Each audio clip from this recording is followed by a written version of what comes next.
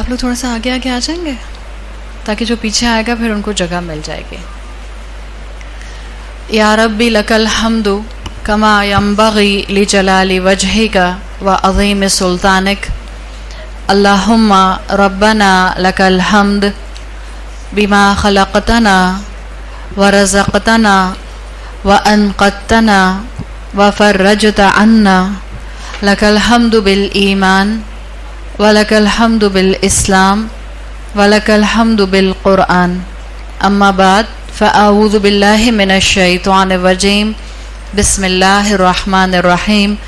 رب اشرح لی صدری ویسر لی امری واحلل عقدۃ من لسانی یفقہوا قولی. اللہم ثبتنا عند الموت بلا الہ الا اللہ. اے ہمارے اللہ ہمیں ہماری موت پر کلمہ لا الہ الا اللہ پر ثابت قدم رکھے. آمین یا رب العالمین. الحمدللہ اللہ تعالیٰ نے زندگی میں ایک اور موقع دیا ہے کہ ہم قرآن سے اپنے لیے کوئی سبق لے سکیں. عربی زبان کا ایک بہت فیمس ایکسیم ہے، ایک محاورہ آپ کہہ سکتے ہیں. عرب کہا کرتے تھے خاطب الناس علی قدر عقولہم. لوگوں کی عقل کے حساب سے یا لوگوں کی انٹلیکٹ کے حساب سے یا لوگوں کی انڈرسٹینڈنگ کے حساب سے ان سے بات کی جائے. آپ بھی یہ بات جانتی ہیں کہ اگر آپ کسی بچے سے بات کرتی ہیں تو آپ اس کے فہم کے، اس کی انڈرسٹینڈنگ کے مطابق اس سے بات کرتے ہیں. اگر آپ اپنی کسی دوست سے بات کرتی ہیں تو آپ اس کے لیول پر آ کر اس سے بات کرتے ہیں. اگر آپ کسی بڑے سے بات کرتی ہیں جو رتبے میں یا عمر میں آپ سے بڑا ہے تو آپ اکارڈنگلی اسی طرح سے ان سے بات کرتے ہیں. آپ کو یہ قرآن کا مزاج بھی نظر آتا ہے کہ قرآن نے مختلف موقعوں پر مختلف لوگوں کو الگ الگ انداز میں ایڈریس کیا ہے. بعض اوقات آپ دیکھتے ہیں کہ قرآن نے اسپیسیفکلی ایڈریس کیا ہے. کہیں آپ کو ایڈریس نظر آئے گا کہ جیسے صرف مردوں کو ایڈریس کیا گیا ہے. کہیں آپ کو لگے گا کہ یہاں صرف عورتوں سے اللہ تعالیٰ ڈائریکٹ خطاب کر رہے ہیں. کہیں آپ کو لگے گا کہ نہیں، یہاں پر پوری ہیومینٹی سے بات کی جا رہی ہے. تو یہ جو قرآن کا مختلف آڈینس سے مختلف انداز میں بات کرنا ہے، ہمیں بیک گراؤنڈ میں شان نزول میں کہ کس وقت کس کانٹیکسٹ میں یہ آیات نازل ہوئیں، اسکالرز کے مطابق آپ کو یہ معلوم ہونا بہت ضروری ہوتا ہے. اس لیے کہ جب تک آپ کو یہ معلوم نہیں ہوگا کہ کن حالات میں کس طرح سے بات کی گئی ہے، آپ شاید اس آیت کے مکمل مفہوم کو سمجھ نہیں سکیں گے. تو آپ کو یہ انداز ملتا ہے قرآن کا کہ کہیں قرآن نے اسپیسیفک بات کی ہے. اسی لیے اسکالرز کہتے ہیں کہ شان نزول آیات کا اور صورتوں کا معلوم ہونا بہت ضروری ہے. جنرلی ہم یہ بھی دیکھتے ہیں کہ قرآن نے کہیں کہیں ایسے بھی ایڈریس کیا ہے جہاں اسپیسیفک کیا ہے، وہاں کہیں کہیں اللہ تعالیٰ نے جنرلی بھی ایڈریس کیا ہے کہ اللہ نے مردوں، عورتوں، بچوں، ایون مسلمز میں کمزور مسلمان، مضبوط مسلمان، نہ صرف مسلمان بلکہ ڈس بلیورز، مشرکین، یہود، نصارہ، ہر طرح کے انسان کو اللہ نے ایڈریس کیا ہے. اور قرآن میں یہ ایڈریس آپ کو ان آیات میں سے پتہ چلتا ہے جہاں جہاں اللہ تعالیٰ نے یا ایھا الناس کہہ کر بات کی ہے. جنرلی ہم یہ بات جانتے ہیں کہ قرآن کی صورتیں دو طرح سے ڈیوائیڈڈ ہیں، مکی اور مدنی. مکی صورتیں جو ہیں وہ قرآن کا 2/3 ہیں. اور مکی قرآن کے بارے میں ہم سب کو اتنی انفارمیشن الحمدللہ ہے کہ مکی قرآن وہ قرآن ہے جس میں اللہ تعالیٰ نے ہمیں اعمال کے حساب سے فرائض نہیں بتائے، بلکہ وہاں تزکیہ، اخلاقیات اور ایمانیات کو بہت زیادہ ایمفسائز کیا گیا ہے.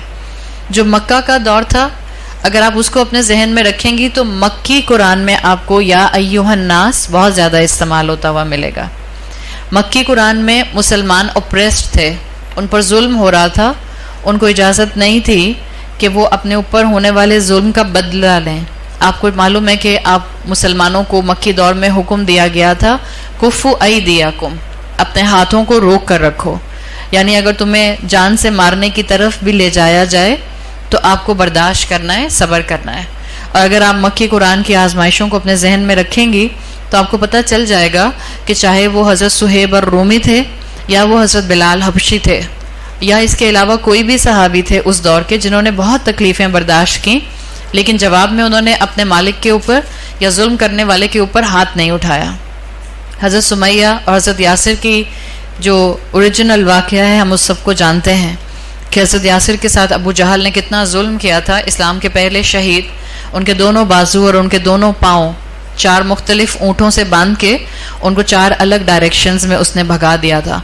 تو ان کے جسم کے پرخچے اڑ گئے تھے with in fraction of second. ان کی جو بیوی تھیں زوجہ حضرت سمیہ، ان کی شرمگاہ میں نیزہ مار کے اس نے ان کو شہید کر دیا تھا. اسلام کی پہلی شہید خاتون تھیں. تو مکی دور میں مسلمان بہت زیادہ اوپریسڈ تھے، ان کے اوپر ظلم ہو رہے تھے. جب مدنی دور شروع ہوا ہے، مکی قرآن کے لیے یہ بات میں نے آپ کو بیک گراؤنڈ میں اس لیے بتائی ہے کہ مکی قرآن کے اندر اسکالرس کے مطابق یا ایھا الناس کا خطاب اس لیے آیا ہے کہ مسلمان تعداد میں کم تھے اور اس وقت جنرلی ہیومینٹی کو اسلام کو قبول کرنے کے لیے انویٹیشن دیا جا رہا تھا. تو ہر ایک کو دعوت تھی، چاہے وہ قریش مکہ تھے، چاہے وہ کوئی ایسے لوگ تھے جو اہل کتاب میں سے تھے، چاہے وہ کوئی ایسے لوگ تھے جن کا کسی مذہب سے کوئی تعلق نہیں تھا. مکی قرآن پوری انسانیت کو انویٹیشن دیتا ہے. اس کے مقابلے میں جب مسلمان مدینہ میں آئے ہیں تو اب مدینہ میں آلدو مسلمان جوز کے مقابلے میں کم تھے انیشیلی. آپ جانتے ہیں کہ ساری سراؤنڈنگ میں مدینہ کے جوش ٹرائبز جو تھے یہ موجود تھے، اور تعداد میں اہل کتاب میں یہود بہت زیادہ تھے.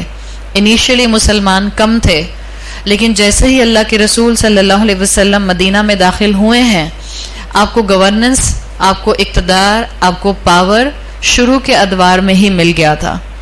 وہ جو ایک لفظ بنی اسرائیلیوں کے لیے فرعون استعمال کرتا تھا، جو آپ کو ہسٹری کی کتابوں میں ملتا ہے، شرودۃ قلیلون، جس کو آپ انگریزی میں کہتے ہیں ریف ریف، جس کو ہم عام اپنی اردو زبان میں انگلش کا جملہ بولتے ہوئے کہتے ہیں دیز تھرڈ کلاس پیپل، بولتے ہیں نا.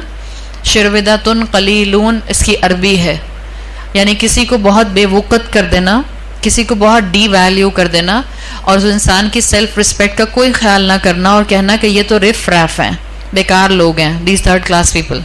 فرعون کا یہ مزاج تھا. اگر آج خدا نخواستہ آپ اور میں کسی بھی علم آنے کے بعد کسی انسان کو اپنے سے کمتر سمجھ کے یہ جملہ بولتے ہیں تو یاد رکھیے گا آپ فرعون کو فالو کرتے ہیں. تو کسی انسان کے لیے کبھی بھی ایک ڈگنیٹی والا انسان دوسرے انسان کو اس طرح سے شرودۃ قلیلون یا رف ریف یا تھرڈ کلاس پیپل نہیں کہہ سکتا. تو یہ جو مسلمانوں کا معاملہ تھا مکی دور میں، وہ شرودۃ قلیلون کی کیٹیگری میں قریش سمجھا کرتے تھے. ان کو لگتا تھا کہ یہ وہ طاقت ہے جو چند دن ابھرے گی، اس کے بعد ہم ان کو اپنی طاقت سے دبا کر ختم کر دیں گے. جب یہی مسلمان مہاجرین بن کر مدینہ آئے ہیں تو اب مسلمانوں کو طاقت مل گئی تھی. تو یہاں جو قرآن نازل ہوا ہے اس میں مینلی اللہ تعالیٰ نے مسلمانوں سے خطاب کیا ہے. مدنی قرآن میں احکامات دیے گئے ہیں. روزہ مدنی قرآن میں فرض کیا گیا، وراثت کے قوانین مدنی قرآن میں دیے گئے. اسی طرح سے آپ دیکھتے ہیں کہ زکوٰۃ کے جو فرائض ہیں وہ مدنی قرآن کے اندر مسلمانوں کو دیے گئے.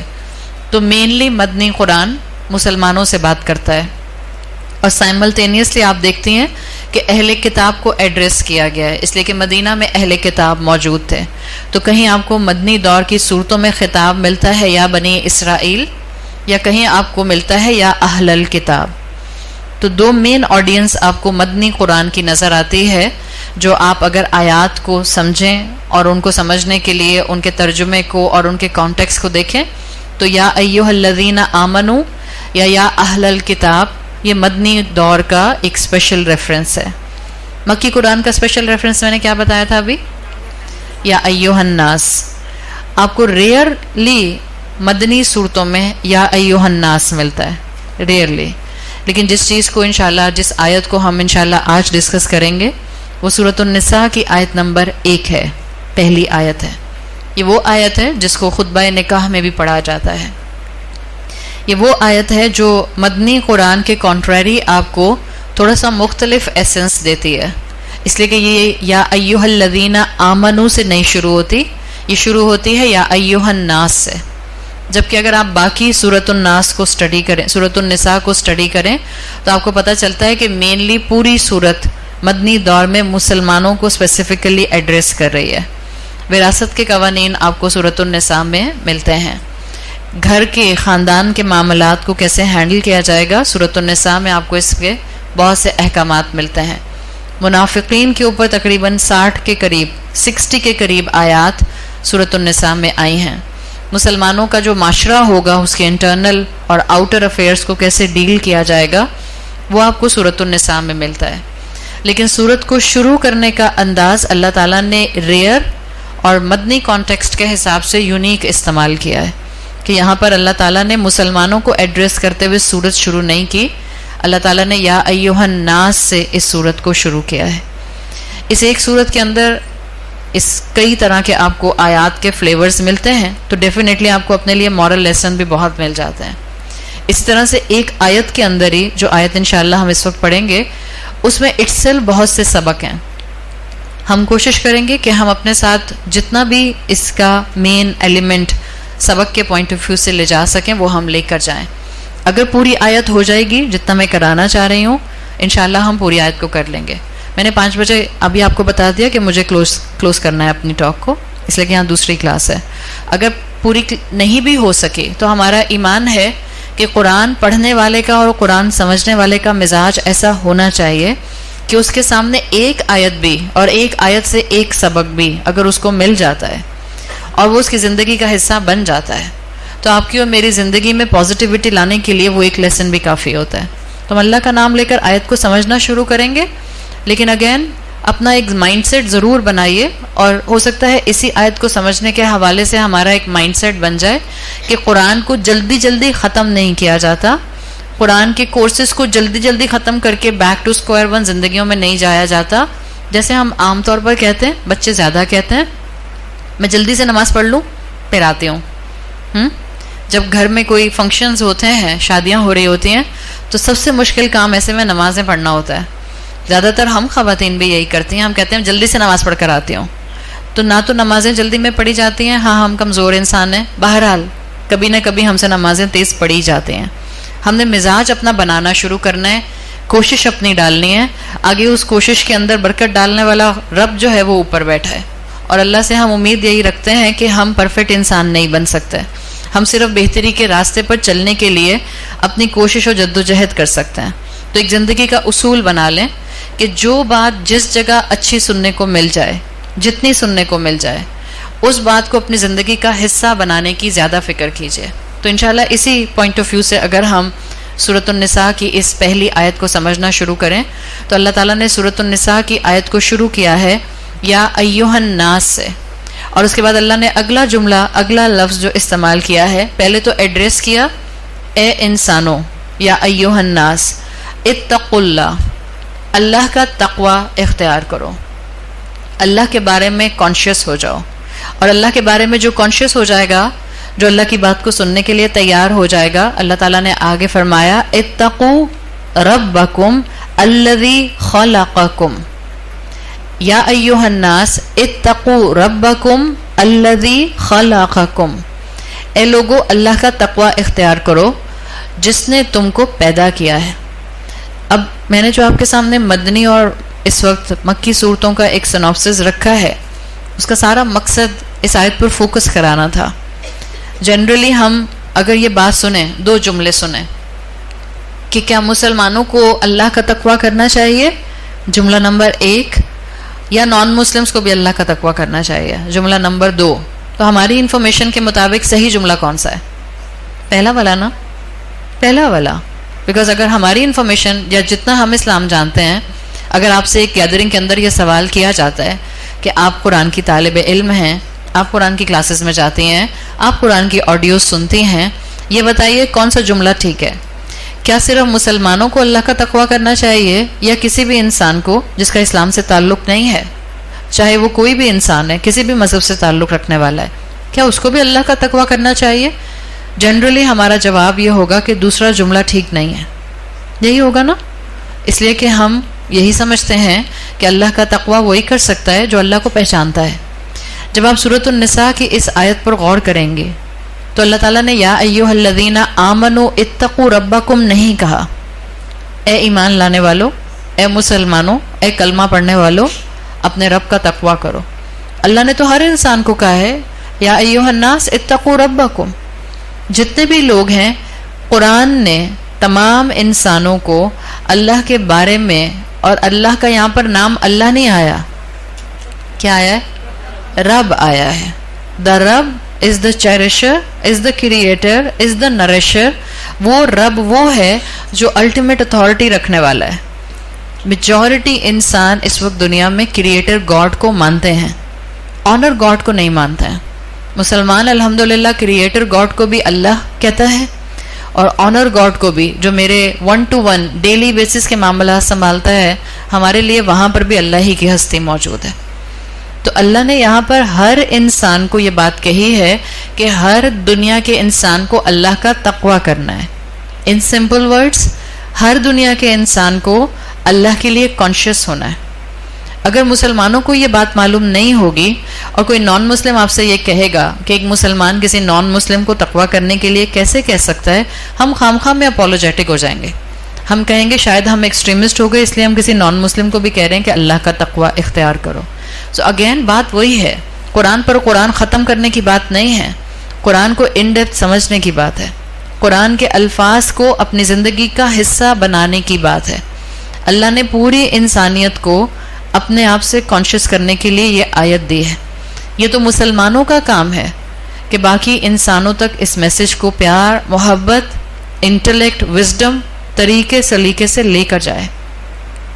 جب پوری انسانیت کو یہ کہا گیا ہے کہ تمہارا رب، تمہارا کریٹر، تمہارا خالق، تمہارا چیریشر اور نریشر ایک ہی ہے، تو یہ سٹیٹمنٹ کسی مسلمان کا نہیں ہے، آپ کا اور میرا سٹیٹمنٹ نہیں ہے. اس لیے کہ آج کل ہم جس دور میں رہتے ہیں وہاں بہت جلدی سے کوئی ایسی بات سننے کو ملے جس میں سامنے والے کو یہ لگے کہ آپ شاید اپنی رائے دے رہے ہیں، تو فوراً کہتے ہیں آپ بہت ججمنٹل ہو رہے ہیں. There is no point of going toward judgmental side. اگر اللہ نے قرآن میں یہ بات کہہ دی ہے، یا اگر کوئی مسلمان چلیں یہ بات کہتا ہے کہ دنیا میں اس وقت جتنے بھی ریلیجن ہیں ان میں سب سے پیور ریلیجن اس وقت اسلام ہے، کیا یہ میرا اور آپ کا ججمنٹل سٹیٹمنٹ ہے یا ہمارا یہ درست سٹیٹمنٹ ہے؟ باہر کی دنیا کو کیا ججمنٹل لگتا ہے؟ بالکل لگتا ہے. اب جب باہر کی دنیا، اور باہر کی دنیا میں ضروری نہیں ہوتا کہ باہر کی دنیا سے مراد میں بات کر رہی ہوں ویسٹرن کنٹریز کی. ہم تو ایسے ملک میں رہتے ہیں جہاں ہمارے ساتھ یہ الحمدللہ بہت سے ایسے مسلمان موجود ہیں جو ہمیں نان مسلم کی کمی پورے کسی طرح سے محسوس ہونے نہیں دیتے ہیں.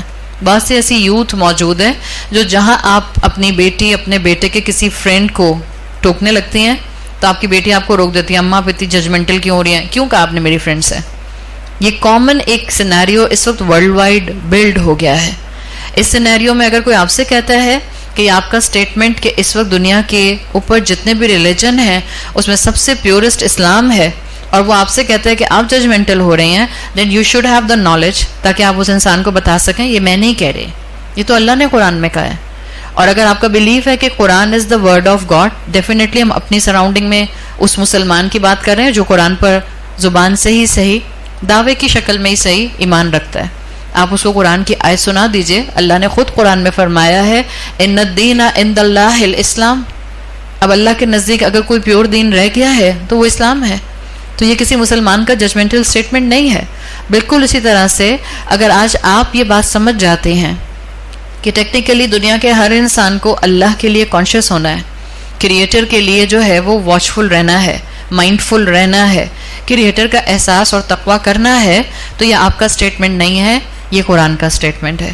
اور ریفرنس میں آپ کے پاس کون سی سورت کی کون سی آیت ہے؟ سورہ نساء کی آیت نمبر 1 ابھی جس کو ہم پڑھ رہے ہیں. یا ایھا الناس اتقوا ربکم. اللہ نے تمام انسانوں کو کہا ہے کہ میرے بارے میں کانشیس ہو جاؤ. تو ہم دنیا میں جتنے بھی انسان ہیں، ہم مذاہب میں، ریلیجنز میں الگ الگ ہیں، ہم کلچر میں الگ الگ ہیں، ہم کنٹری اوریجن میں الگ الگ ہیں، ہم لینگویجز میں الگ الگ ہیں. ہو سکتا ہے لینگویجز میں آپ ایک ہی لینگویج بولتے ہو لیکن آپ کے ایکسنٹس الگ الگ ہوں. ہماری ریلیجیس ڈریسنگ، ہمارا ریلیجیس آؤٹ لک الگ الگ ہے. مسلمان کا ریلیجیس آؤٹ لک الگ ہوتا ہے، ہندو کا الگ ہوتا ہے، بدھسٹ کا الگ ہوتا ہے، اہل کتاب کا الگ ہوتا ہے. یہ سب چیزیں الگ الگ ہیں، لیکن اس کے باوجود ہم سب انسانوں میں یہاں پر اس آیت کے اس پوائنٹ سے ایک چیز کامن ہے. ریلیجن، کلچر، ریلیجیس آؤٹ لک سب الگ الگ ہے، لیکن رب ہم سب کا ایک ہی ہے. تو اس کا مطلب ہے کہ اگر آپ کو نان مسلمس کو اسلام کی دعوت دینی ہے تو سب سے پہلا سٹیپ وہ لوگ جو کہ ویسٹرن کنٹریز میں ٹریول کرتے ہیں یا وہ لوگ جن کے دوست یہیں پاکستان میں رہتے ہوئے نان مسلمز ہیں. This is point number 1 and this is the easiest point. بعض اوقات آپ سوچتے ہیں آپ بات کہاں سے شروع کریں. آپ اپنی کسی نان مسلم فرینڈ کو اسلام کی کوئی انفارمیشن دینا چاہ رہے ہیں. Just give them the acknowledgement of Allah, give them the acknowledgement of رب. رب کون ہے, اللہ کی کوالٹیز, اللہ کی ایٹریبیوٹس کیا ہیں, اللہ انسانوں کو کس کس طرح سے فائدہ پہنچا رہا ہے, اللہ کس کس طرح سے انسانوں سے محبت کرتا ہے, اللہ کس کس طرح سے انسانوں کی بینیفٹ کے لیے اس دنیا کو سجا چکا ہے, اور اللہ کیسے کیسے انسانوں کے لیے جنت کے فائدے جو ہے وہ قرآن میں مینشن کر چکا ہے. دس از اسٹیپ نمبر 1. اگر آپ کو کسی بھی انسان کو اسلام کے قریب لے کر آنا ہے, اس کو اللہ کے بارے میں بتائیے, اس کو اللہ کی انفارمیشن دیجیے, اللہ کی صفات سے اس کو رونما کر دیجیے کہ اس کو سمجھ آنا شروع ہو جائے کہ اللہ کی ڈیفینیشن, اللہ کا تعارف, اللہ کے لیے مین ایٹریبیوٹس کیا قرآن اور حدیث نے مینشن کیے ہیں. تو ہم سب انسان ایک چیز میں کامن ہیں, اور وہ یہ ہے کہ ہم سب کا رب ایک ہے. صحیح؟ اللہ نہیں کہا, اللہ نے یہاں الہ کا لفظ نہیں استعمال کیا, اس لیے کہ الہ کا ٹرانسلیشن باقی زبانوں میں اسمال جی سے گاڈ لکھا جاتا ہے. اللہ نے گاڈ نہیں کہا کہ تمہارا بنانے والا کوئی کیپٹل جی یا اسمال جی سے لکھے جانے والا گاڈ ہے. اللہ نے رب کا لفظ مینشن کیا ہے. تو ہم سب انسان رب کی ربوبیت کے اعتبار سے, اپنے خالق کے اعتبار سے ایک ہی جیسے ہیں, چاہے ہم مذاہب میں الگ الگ ہیں. نمبر 2, اور یہیں سے اسی پوائنٹ سے جو ہماری ایک کامنالٹی ہے, اسی سے ہر انسان کے لیے آپ کے اندر رسپیکٹ ڈیولپ ہو جانی چاہیے. یہ اس کا میسج نمبر 1 ہے. میں دنیا کے ہر انسان کو رسپیکٹ دوں گی جو اس کی رسپیکٹ کا کرائٹیریا ہوگا. کیا کسی نان مسلم کو رسپیکٹ دینی چاہیے, یا اس کو کونی مار دینی چاہیے اگر آپ کے برابر بیٹھا ہو, اس لیے کہ وہ نان مسلم ہے؟ جب تک نان مسلم آپ کے ساتھ جنگ کے میدان میں کھڑا نہیں ہے, اور وہ آپ کو اس وقت جو ہے وہ جان سے مارنے کو تیار نہیں ہے, ورنہ ادروائز آپ اس کے ساتھ وہ سارے اخلاقیات کے معاملے کریں گی جو کہ انسان ہونے کے ناطے وہ ڈیزرو کرتا ہے. ہاں, مسلمانوں کو اسلام نے ایک اصول ضرور دیا ہے, نان مسلمس کو آپ بیسٹ فرینڈ نہیں بنا سکتے ہیں.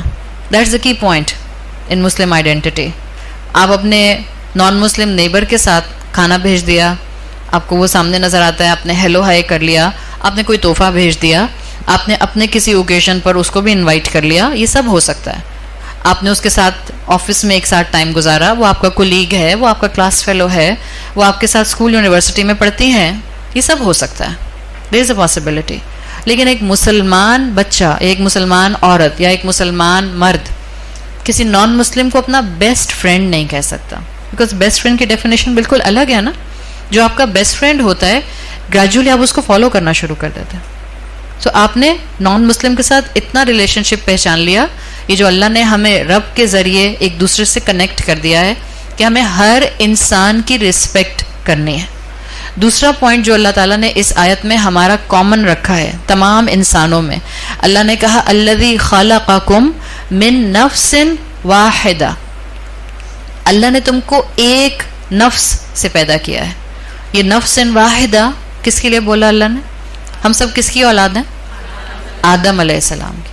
کیا صرف مسلمان آدم علیہ السلام کی اولاد ہیں, یا جیوز, کرسچن, ہندو, بدھسٹ, ایگنوسٹک, ایتھیسٹ, سب مسلمان, سب ہر انسان جو ہے وہ آدم علیہ السلام کی اولاد؟ ہر انسان آدم علیہ السلام کی اولاد ہے. قرآن میں آتا ہے وَلَقَدْ كَرَّمْنَا بنی آدم, ہم نے بنی آدم کو آنر کیا ہے, عزت دی ہے, تکریم کا معاملہ کیا ہے اس کے ساتھ. یہ ہمارا دوسرا کامن پوائنٹ ہے. دوسرا کامن پوائنٹ ہمارا کیا ہے کہ ہم سب آدم علیہ السلام کی اولاد ہیں. تو ہمارا اوریجن واپس جوڑ دیا گیا ہے آدم علیہ السلام سے جا کے. اور آدم علیہ السلام سے پہلے کس سے جوڑا تھا؟ کس سے جوڑا تھا آدم علیہ السلام سے پہلے؟ رب سے جوڑا تھا. ابھی تک تو میں نان مسلمس کی بات کر رہی تھی. اب جو ہمارا ٹاپک ہے, اگر آپ اسی ٹاپک کو اس آیت کے ساتھ انکارپوریٹ کریں, اپنے گھر میں ماحول خوشگوار بنانے کی پوری کوشش کرنا. اب جتنے بھی انسان آپ کے کانٹیکٹ میں آتے ہیں, ابھی میں آہستہ آہستہ آپ کے گھر کے اندر آ رہی ہوں. پہلے میں نے ایک آؤٹر پورے سرکل کی بات کی جس میں ہیومینٹی آتی ہے, پھر میں نے آپ کو نان مسلمز میں اسپیسیفکلی اہل کتاب کی بات کو مینشن کر دیا کہ آپ نے ان کے ساتھ معاملہ کیا رکھنا ہے. اب ہم بات کر رہے ہیں آپ کے آس پاس کا معاشرہ جس میں سب انسان آتے ہیں جن سے آپ کا تعلق بنتا ہے, جن سے آپ کسی بھی فارم میں انٹریکشن کرتے ہیں, چاہے وہ آپ کے رشتہ دار ہیں, چاہے وہ آپ کے فرینڈز ہیں, چاہے وہ آپ کا ایک سوشل سرکل ہے, چاہے وہ کہیں ملنے والے آن اینڈ آف آپ کے ایسے کانٹیکٹس ہیں جن سے ریئرلی آپ کی ملاقات ہوتی ہے, چاہے وہ آپ کے فیس بک فرینڈز ہیں, چاہے وہ آپ کے واٹس ایپ میں کوئی ایسے گروپ کے ممبرز ہیں جن کے ساتھ آپ کا کبھی کبھار انٹریکشن ہو جاتا ہے, چاہے وہ لوگ ہیں, نا there is inverted comma on both side جو میں بول رہی ہوں, چاہے وہ لوگ ہیں جو آپ کو اچھے نہیں لگتے. میں نے سارے انسانوں کی بات کی جو آپ کے سرکل میں آتے ہیں. آپ کے سرکل میں کوئی ایسے لوگ ہیں جو آپ کو اچھے نہیں لگتے؟ ارے واہ, آپ تو سب ولی اللہ ہیں. کوئی ایسا انسان نہیں جو آپ کو اچھا نہ لگتا. دیٹس ویری گڈ, بہت اچھی بات ہے, الحمدللہ. لیکن انسان ہونے کے ناطے میں بات کر رہی ہوں, کبھی کبھی ہماری سراؤنڈنگ میں, دیکھیں میں تو سچ بولتی ہوں, صحیح ہے. اب میں مائک کے سامنے آ کے بیٹھ بھی گئی ہوں, اور اگر میں قرآن کو ایکسپلین کرنے کے لیے بیٹھ گئی ہوں تو مجھ پر تو ذمہ داری زیادہ ہے. میں یہاں پر فیک پریٹینڈ تو نہیں کر سکتی ہوں. سم ٹائمز آپ کی زندگی میں ایسے لوگ ہوتے ہیں جو آپ کو کلک نہیں کرتے ہیں, جن کے ساتھ آپ کی کیمسٹری نہیں ملتی ہے. چلے اب شاید آپ کو سمجھ آ جائے گا. ہاں, اب میں نے آسان کر دیا.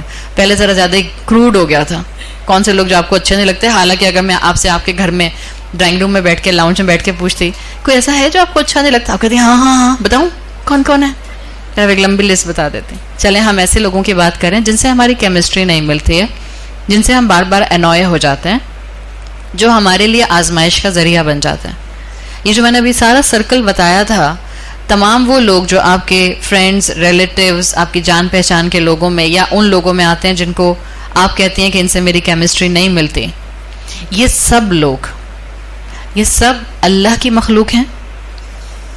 جب آپ ان کو ڈیل کرتی ہیں تو اب میں پریکٹیکل سبق آپ کو بتا رہی ہوں. ابھی تک تو میں نے انفارمیشن دی ہے نا انسانیت کی, رب کا ایک ہونے کی, ہم سب کا آدم علیہ السلام کا اولاد ہونے کی. اب میں پریکٹیکل بتا رہی ہوں اس آیت کا سبق, اس حصے کا. صرف یہ جتنے بھی میرے آس پاس انسان ہیں, اب جب میں ان سے ڈیل کروں گی, چاہے اس میں میرے وہ لوگ ہیں جن سے میں محبت کرتی ہوں, یا وہ لوگ ہیں جن کے ساتھ گزارا کرنا مشکل ہے, یا ان کے درمیان میں جو کیٹیگری بھی آتی ہے, اب جب آپ ان لوگوں سے ڈیل کریں گی تو آپ ان کو صرف انسان سمجھ کے ڈیل نہیں کریں گی. آپ ان کو ڈیل کرتے ہوئے یہ چیز ذہن میں رکھیں گی کہ میں اس وقت اس سے ڈیل کر رہی ہوں جو اللہ سے بلانگ کرتا ہے, اس لیے کہ اس کا رب کون ہے؟ اللہ. اس کا خالق کون ہے؟ اللہ. تو اس کا مطلب ہے ہم سب اللہ کی بلانگنگ میں آ گئے. اسی لیے آپ کہتی ہیں جب کسی کا انتقال ہو جاتا ہے, انا للہ و انا الیہ راجعون, ہم اللہ ہی کے لیے ہیں اور ہم نے اللہ ہی کی طرف واپس جانا ہے. اسی لیے ہمیں اسلام میں اصول دیا گیا کہ ہم سوسائڈ نہیں کر سکتے, ہم اپنا بازو خود نہیں کاٹ سکتے, مرسی کلنگ اسلام میں نہیں ہے, یوتنیسیا اسلام میں نہیں ہے, اس لیے کہ ہمارا جسم, ہماری جان, ہمارا نفس اللہ کی امانت ہے. یہ سب چیزیں اگر آپ کنیکٹ کر کے پہچان لیں گی تو آپ دنیا میں جس انسان کو بھی ڈیل کریں گی, ابھی آپ کی اتھارٹی نہیں ہے کہ آپ جتنی مرضی اونچی آواز میں چاہیں اس سے بات کر لیں, جتنا مرضی اس کو ڈانٹ دیں, جتنا مرضی اس کی انسلٹ کر دیں, جتنا مرضی اس کے ساتھ ابیوسو لینگویج استعمال کر لیں, اور جتنا مرضی چاہیں آپ اس کے رائٹس کو وائلیٹ کر دیں. اس لیے کہ آپ ایک ایسے ہستی کو, ایک ایسی مخلوق کو ڈیل کر رہی ہیں جو اللہ سے بلانگ کرتا ہے. گھر کے معاملات کو خوشگوار کرنے کے لیے لیسن نمبر 1 یہی ہے. جب بھی کسی رشتے کو دیکھیں, باہر کی دنیا میں لوگوں کے ساتھ اچھے ایٹیکیٹس کے ساتھ رہنا بہت آسان ہوتا ہے. آپ کا ایئرپورٹ پر سیکیورٹی والوں کے ساتھ بڑا نائسلی بات کرنا, اس لیے کہ آپ کو پتہ ہے زیادہ آپ نے اکڑ دکھائی نا تو ابھی آپ کو بٹھا دیں گے کسٹم پہ, پھر کہیں گے کھولو سارا سامان ہم چیک کریں گے. ایئرپورٹ پر سیکیورٹی والوں سے آپ نائسلی بات کرتے ہیں, ریسٹورنٹ میں جاتی ہیں ویٹر سے آپ اچھی طرح بات کرتے ہیں. یہاں ہم آتے ہیں ایک دوسرے کو خوب مسکرا کر دیکھتے ہیں, اور ہمارے جبڑے تھکتے بھی نہیں مسکرا کے. گھر میں جاتے ہیں تو مسکراہٹ لگتا ہے ہو ہی نہیں رہی ہے, تھک تو گئی اتنا مسکرا کے, میں تھکی بھی آئی ہوں. گھر کے دروازے میں انٹر ہوتے ہیں تو سب سے پہلی چیز ہمارے اوپر آ جاتی ہے, وہ جن نہیں ہوتا, ہمارے مزاج کا بے قابو جن ہوتا ہے. اصل میں ایک دم سے تھکن آنا شروع ہو جاتی ہے. باہر گھومتے رہیں گے, پھرتے رہیں گے, بالکل فریش رہیں گے, گھر کی شکل دیکھیں گے, سر میں درد بھی شروع ہو جائے گا, تھکن بھی ہو جائے گی, کمر بھی ٹوٹنا شروع ہو جائے گی, بیٹھا بھی نہیں جا رہا, بس اب لیٹنا ہے. اور کسی نے کہہ دیا ذرا بیگم آج اچھے سے پکوڑے تو بنا دیں چائے کے ساتھ. اس کے بعد آپ دیکھیں کیسے مزاج بگڑتے ہیں. اپنے اپنے گھروں میں جن انسانوں کو ہم ڈیل کرتے ہیں ان کے ساتھ بار بار یہ بات اپنے آپ کو یاد کرانا کہ میں جس انسان کو ڈیل کر رہی ہوں اصل میں وہ اللہ سے بلانگ کرتا ہے، یہ بہت مشکل ہوتا ہے، یہ آسان نہیں ہوتا ہے. ہم سب اپنے لیونگ رومز میں اور اپنے بیڈ رومز میں منی فرعون بن جاتے ہیں. ہم اپنے بچوں کے لیے بہت آرام سے، ایک تو ہوتا ہے ڈسپلن کرنے کے لیے ڈانٹنا، اور ایک ہوتا ہے بغیر سوچے سمجھے ہر وقت بچے کی انسلٹ کرتے رہنا. There is a difference between these two things. ایک ہوتا ہے تربیت کرنا، اور اس تربیت کے پوائنٹ آف ویو سے ان کو کبھی ڈسپلن کے پوائنٹ آف ویو سے ڈانٹ بھی دینا. ایک ہوتا ہے صرف ان سے ماتھے پر بل ڈال کر ہی بات کرنا. دنیا کے بچے آئیں گے تو آپ مسکرائیں گی، اپنا بچہ آئے گا تو مسکرا کر دیکھا نہیں جاتا، بیکاز آپ کو اس کی غلطیاں میگنیفائڈ فارم میں نظر آنا شروع ہو جاتے ہیں. تو آپ اس کو ہمیشہ ڈانٹ ڈپٹ کے ہی بات کرتے ہیں. کبھی کبھی بچوں کے ساتھ بھی مذاق کیا جاتا ہے، ان کو بھی چھیڑا جاتا ہے. آپ نے آخری دفعہ اپنے بیٹے کو اپنی بیٹی کو کب چھیڑا تھا؟ جب آپ کو لگ رہا ہو اس کو غصہ آ رہا ہے اور آپ اس کو چھیڑ کے اس کا موڈ نارمل کرنے کی کوشش کر رہے ہیں. کرتے ہیں ہم ایسے؟ ہم کہتے ہیں لو اپنا موڈ ٹھیک نہیں ہوتا، اب ان کے موڈ بھی ٹھیک کرو. ہاں یہ تو کرنا ہے. آپ نے اپنے گھر والوں کے ساتھ یہ اصول آج سے یاد رکھنا ہے. آج آپ گھر جائیں گی، دس از لیسن نمبر 1. جو لوگ آپ کے گھر میں آپ کے ساتھ رہتے ہیں، آپ نے جب ان کو ڈیل کرنا ہے اس چیز کو بیک آف دا مائنڈ رکھنا ہے کہ یہ اللہ کی مخلوق ہیں اور یہ اللہ کی بلانگنگز ہیں جن سے میں ڈیل کر رہی ہوں. میری گاڑی ہے اور میں اس گاڑی کے اوپر چڑھ کر بیٹھ جاتی ہوں، میں لین کرتی ہوں، میں اس پر ٹیپ کرتی ہوں، میں اس کا ٹرنک کھول کے اس کے اندر جو ہے وہ بہت سا سامان بھر دیتی ہوں، اتنا کہ اب وہ بند بھی نہیں ہو رہا. تو آپ میں سے کوئی آ کے مجھ سے کہے گا یہ کیوں کیا آپ نے؟ کوئی بھی نہیں کہے گا، بیکاز میری گاڑی ہے، میں جو مرضی کروں. اب آپ کی کار ہے اور میں اس کی چھت پہ چڑھ کے بیٹھ جاتی ہوں. میں بیٹھ نہیں رہی، میں اس کی چھت پہ چڑھ کے بیٹھ جاتی ہوں. آپ کہیں گے ہیلو ایکسکیوز می دس از مائی کار، کیا ایشو ہے آپ کا؟ ایسے ہی ہوتا ہے نا. آپ کا بچہ ہے، اب یہ بچے یہاں سے وہاں میرے سامنے ہو رہے ہیں نا. اب اگر یہ میرے بچے ہوتے، آپ کا بچہ جب ہوم ورک نہیں کرتا آپ ڈانٹتے ہیں؟ یا اللہ آپ ڈانٹتے بھی نہیں ہیں؟ اچھا آپ کی خاموشی تو مجھے پریشانی کر رہی ہے، شاید میں کسی اور پلانٹ سے آئی ہوں. اچھا تو مجھے یہ تو لگے کہ میں انہی خواتین سے بات کر رہی ہوں جو میرے جیسی ہی امائیں ہیں. جب بچہ ہوم ورک نہیں کرتا تو ڈانٹتے ہیں نا. جب بچہ آپ کا کوئی فیوریٹ کرسٹل یا کوئی ڈیکوریشن پیس توڑ دیتا ہے تو ڈانٹتے ہیں نا. جب بچہ مس بیہیو کرتا ہے مہمانوں کے سامنے تو آپ ڈانٹتے ہیں نا. اب سمجھے کہ مہمان آئے ہوئے ہیں اور ان کا بچہ مس بیہیو کر رہا ہے. جیسے آپ اپنے بچے کو ڈانٹتے ہیں ویسے آپ مہمان کے بچے کو ڈانٹتے ہیں؟ نہیں ڈانٹتے. کیوں؟ اس لیے کہ وہ آپ کا بچہ نہیں ہے. وہ آپ کا بچہ ایک تو چلا جائے گا. ہاں یہ تو آسان سی فلسفی ہو تو چلا جائے گا، اپنا بچہ تو سر پر ہی رہے گا. سمپل بات، آپ کسی کے بچے پر ویسے یل نہیں کر سکتے ہیں، چیخ نہیں سکتے ہیں جیسے اپنے بچے پر کرتے ہیں، بیکاز آپ کا بچہ آپ کی پراپرٹی ہے سم ہاؤ، اس لیے آپ اس کو اپنے حساب سے ڈیل کرتے ہیں. دوسرے کا بچہ آپ کی پراپرٹی نہیں ہے. Now apply this same rule on every other human being. ہر وہ انسان جو آپ کے ارد گرد ہے وہ اللہ کی امانت ہے. میں جیسے چاہوں ویسے اس پر نہیں چیخ سکتی ہوں، میں جیسے چاہوں ویسے اس کے ساتھ معاملہ نہیں کر سکتی. مجھے ذہن میں رکھنا ہے کہ یہ اللہ کا بندہ، اللہ اس کا رب اور یہ اللہ کی اتھارٹی ہے. میں نے اس سے ڈیسنسی سے معاملہ کرنا ہے. فرض کریں آپ کے رشتہ دار آپ کو ٹف ٹائم نہیں دیتے ہیں، الحمدللہ اللہ کی رحمت سے نیک پائس رشتہ دار ہیں، وہ خود آپ کے ساتھ بہت با اخلاق ہیں، بہت اچھے طریقے سے ڈیل کرتے ہیں. اور اب آپ اپنی پیٹھ تھپ تھپاتی ہیں اور کہتی ہیں واہ کیا اخلاق ہے میرا، کبھی کسی سے لڑائی نہیں کی میں نے، کبھی کسی کے ساتھ برا میں نے کیا ہی نہیں، تو اس میں آپ کا اور میرا کوئی کریڈٹ نہیں ہے. اگر سب رشتہ دار بہت اچھے ہیں اور ہم بھی اچھے ہیں، this is very simple thing. جب سامنے والا آپ کو ٹف ٹائم دے رہا ہے اور پھر آپ اللہ کی خاطر جو ہے جھک جاتی ہیں، معاف کر دیتی ہیں. ہر ٹائملی کبھی انسان کے اندر غصہ آ سکتا ہے، اس لیے کہ ہم سب انسان ہیں، کوئی فرشتہ نہیں ہے. نہ ہم سن لیس ہیں نہ ہم فرشتے ہیں، اور نہ اللہ نے انسانوں کو اس لیے پیدا کیا ہے کہ انسان سن لیس ہو جائیں. اللہ نے تو انسان کو پیدا ہی اس لیے کیا ہے کہ انسان غلطی کرے اور ریئلائز کرے، اور ریئلائز کرنے کے بعد اپنے آپ کو ایک بہتر راستے پر لانے کی کوشش کرے. اللہ نے آپ کو اور مجھے پیدا اس لیے کیا، ورنہ اللہ چاہتا تو فرشتوں کی پاپولیشن بڑھا دیتا. فرشتے ہیں اس کام کے لیے. تو جب آپ کو کوئی ٹف ٹائم دے اور جس وقت آپ کو ریئلائزیشن ہو جائے، چاہے آپ نے انیشیل سٹیپ میں تکلیف کے اظہار کو کرتے ہوئے غصہ کر دیا تھا، جس وقت آپ کو ریئلائزیشن ہو جائے کہ نہیں غصہ زیادہ ہو گیا، آگے بڑھ کر معافی مانگ لیجئے. اس لیے کہ آپ صرف ایک انسان سے معافی نہیں مانگ رہی ہیں اس وقت، آپ اس ہستی سے معافی مانگ رہی ہیں جو اللہ کی بلونگنگ ہے، جس نے آپ کو اس وقت مشکل میں رکھا، لیکن آپ یہ جانتی ہیں کہ یہ اللہ کے اذن سے ہی ہوا، یہ ایسے ہی ہونا تھا. تو یہ پوائنٹ اپنی زندگی میں آج سے اپنے پلے باندھ لیجئے. اور جب آپ آج کہیں گی کہ اب میں گھر جا کر جب بھی مجھے کوئی ٹف ٹائم دے گا، اس میں یاد رکھیے گا وہ لوگ جو آپ کے ساتھ ایک روف شیئر کرتے ہیں، انڈر ون روف جس میں آپ رہتے ہیں. ایکسٹینڈیڈ فیملی کی بات نہیں ہے. Every one is nice with extended family. وہ جن سے ہماری ملاقات مہینوں میں کبھی ہوتی ہے، وہ جن سے ہماری ملاقات ڈرائنگ رومز میں ہوتی ہے اور بہت اچھے ایٹیکیٹس میں ہوتی ہے. The person living next to your room اور person living within your room. سمجھے آپ کے شوہر؟ کیا خیال ہے اپنے شوہر کے بارے میں؟ آپ کو کبھی کبھی جھنجھلاہٹ کا شکار کرتے ہیں؟ شکر ہے کسی نے جی بول دیا. باقی سب خواتین تو لگ رہا ہے جیسے فرشتوں کے کسی پلانٹ سے اٹھ کر آئے ہیں. I am sorry.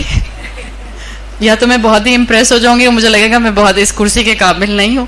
بھائی کبھی کبھی شوہر بھی ٹف ٹائم دے ہی دیتے ہیں. ہاں اللہ کے بندے بہت اچھے ہیں، بہت نیک ہیں. یقیناً اللہ تعالیٰ نے ان کو بہت اللہ کی رحمت سے جو ہے وہ جنروسٹی عطا کی ہے کہ ہم سب خواتین یہاں آ کر بیٹھی ہیں. لیکن کبھی کبھی شوہر سے بھی آپ کو جو ہے وہ کھٹپٹ ہو جاتی ہے. ایسے موقع پر اپنے آپ کو ڈبل یاد کرائیے کہ یہ شخص جس کو میں ڈیل کروں گی، اس کو میں صرف ایک انسان اور ایک شوہر سمجھ کے ڈیل نہیں کروں گی، میں اس کو اللہ کی بلونگنگ سمجھ کے ڈیل کروں گی. تو انشاءاللہ اس سے کیا ہوگا کہ ہم آٹومیٹکلی تھوڑا سا کنٹرول میں آ جائیں گے. پھر آگے اس آیت میں اللہ تعالیٰ نے فرمایا وَخَلَقَ مِنْهَا زَوْجَهَا، اور اسی سے ہم نے اس کا پیئر بنایا، زوج بنایا. وَخَلَقَ مِنْهَا زَوْجَهَا میں جو دونوں ہا آ رہی ہیں یہ آدم علیہ السلام کے لیے آئی ہیں، جو کہ لفظ نفس کو پریزنٹ کر رہی ہیں. آپ میں سے جن لوگوں کو عربی گرامر آتی ہے، ہا فیمنن پروناؤن ہے، لیکن یہ یہاں آدم علیہ السلام کے لیے اس لیے استعمال ہوا کہ آدم علیہ السلام کا نام نہیں آیا تھا، نفس کا جو تھا یہاں پر ٹرم آئی تھی. اور نفس کی ٹرم عربی زبان میں مونس ڈکلیئر ہوتی ہے، فیمنن ڈکلیئر ہوتی ہے.